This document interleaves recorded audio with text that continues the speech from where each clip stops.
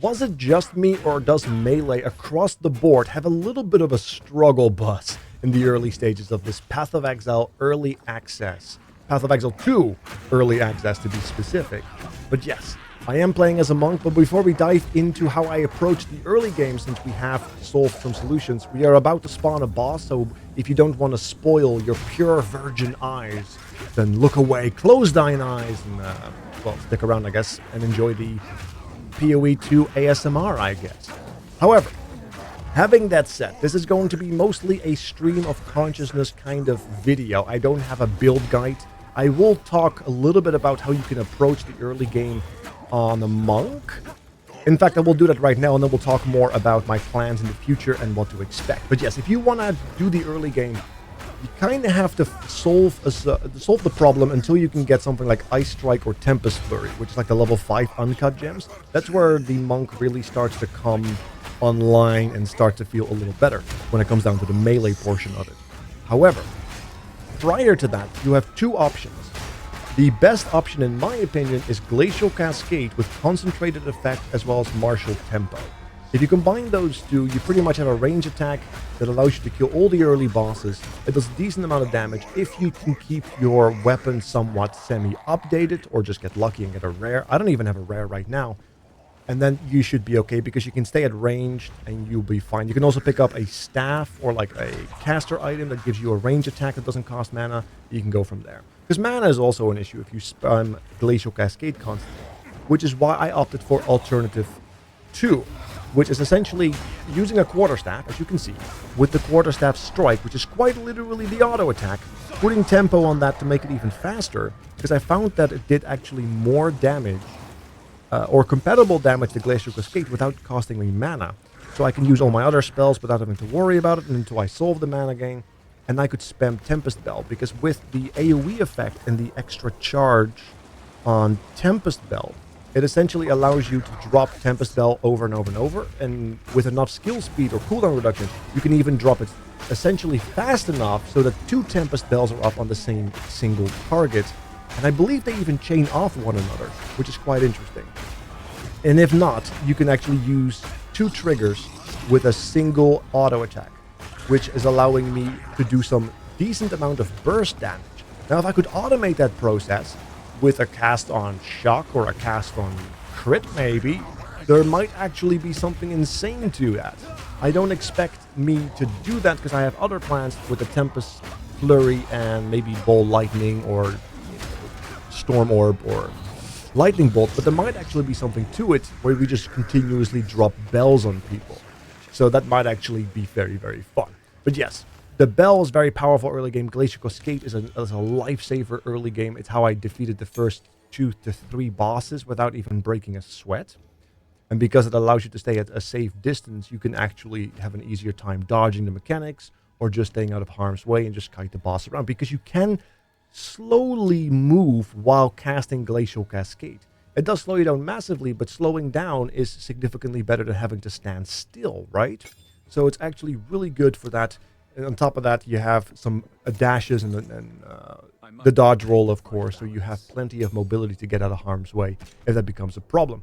In fact, I found myself several levels under-leveled and finding myself getting one-shot because I just didn't have the gear, didn't have the levels for it when I was fighting certain bosses, which was quite an impressive feat in its own right, but it definitely added to the feeling of struggle, which is what I want to talk about right now, because I've had a lot of people talk about melee being bad. I've seen posts. I mean, these are these doomsayers, right? I've heard people literally say, I'm going to stop playing PoE 2. I'm going to play World of Warcraft. There's an actual forum post where somebody is like wincing and whining about it being too hard, despite the fact that I see so many people left, right, and center cruising without even breaking a sweat. And we're not talking about just the minion guys, right?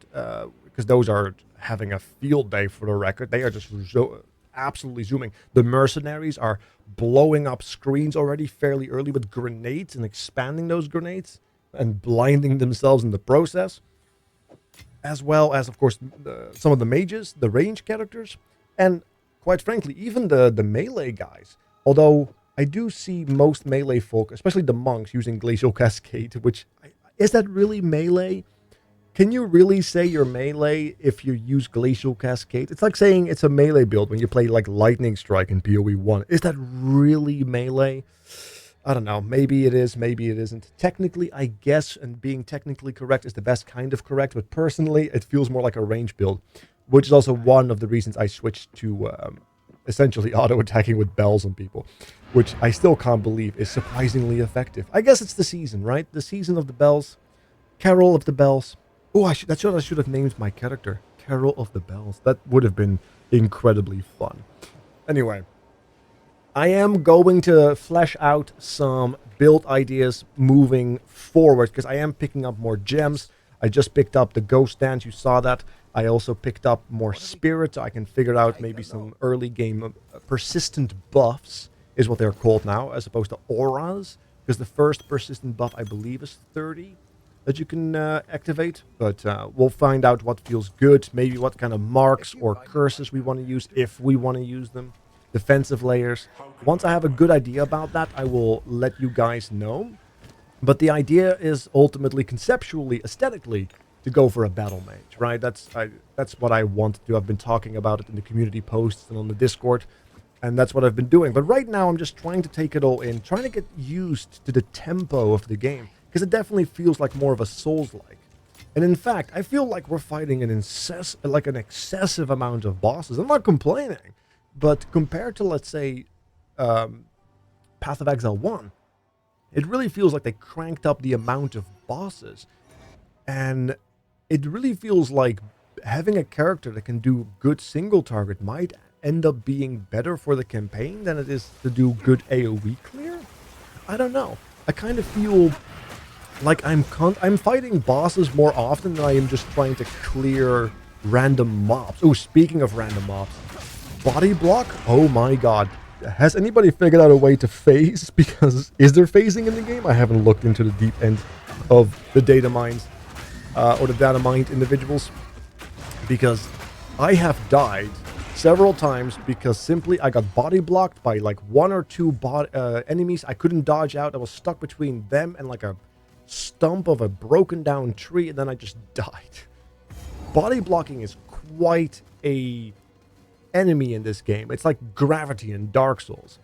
In that sense, it really is a Souls-like, I suppose. It is what they were going for, although I wasn't expecting it to be that painful, but we'll adapt, we'll learn, we'll overcome, because I do think a lot of the complaints a lot of people have, and the struggles that I myself am experiencing, and I'm not complaining myself, but I've seen people be very vocal on the forums, is it just a matter of inexperience and not knowing what to do while trying to learn everything, and also having the difficulty being cranked up. Because I will say that the difficulty is significantly higher compared to PoE 1. I will say that, but look at how much stuff is on the screen right now. Look at all these enemies. My gear is mostly blue. I am a monk. I'm pretty much under-leveled at this point, and I'm staying alive. I'm not spamming my flash that hard. Well, maybe a little bit there, but I am poisoned. Things were going ham. I mispressed all my buttons as well, because I'm still getting used to having to press so many more buttons. And then, you know, we still survive. So it's really not that bad once you get over that initial hurdle. So in case you haven't heard yet, Glacial Cascade, concentrated effect, martial tempo, is going to be your bread and butter at the very early stages. Hands down, trust me, for a monk. Invoker monk might change that if we find our ascendancy, because that's the ascendancy I'm going with. I'm not going the Chachula one. Well, I don't know yet. I don't think I will, because I wanted to do cast on crit maybe, and I think there's a note in the Invoker ascendancy that's really good for that. Plus, have you seen the ascendancy defense layer for Invoker? Isn't that kind of nuts that you can scale PDR, physical damage reduction, with evasion at the same time? I mean, sure, there's a downside to it, but it seems really, really strong. But who knows? Having that said, though, this video is about to come to an end because I kind of want to play more. I just wanted to show my face again, let everybody know that this is going to be a continued series until we have an actual build, in which case I will start showing some build guides, some build directions, and all that good stuff like you're used to. But yeah, this is just kind of a stream of consciousness, day one kind of video, which mostly acts as a I'm back kind of announcement, really. But yes, I wish you all the best and good luck in the early access. May your computers and graphics cards hold and your builds be amazing. In case anything comes up, I will let you guys know in the Discord or in the community posts. And otherwise, thank you so much for hanging out. Thank you so much for listening. I hope you had a good start on day 1, and I will see you on day 2.